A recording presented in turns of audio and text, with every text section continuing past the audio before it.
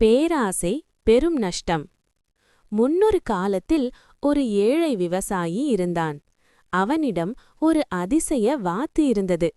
அந்த வாத்து தினமும் ஒரு தங்க முட்டையிடும்.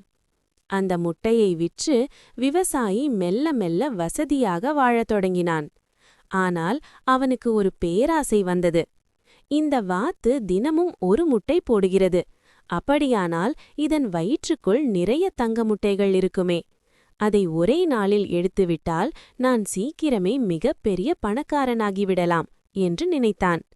அடுத்த நாள் அந்த முட்டாள் விவசாயி ஒரு கத்திரை எடுத்து அந்த வாத்தின் வயிற்றை அறுத்தான். ஆனால் உள்ளே ஒரு முட்டை கூட இல்லை. விவசாயி தான் செய்த தவற்றை உணர்ந்து அழுதான். ஆனால் அவனது பேராசையினால் தினமும் கிடைத்த ஒரு தங்க முட்டையும் இப்போது அவனுக்கு இல்லாமல் போய்விட்டது. நீதி: பேராசை பெரும் நஷ்டத்தை தரும்.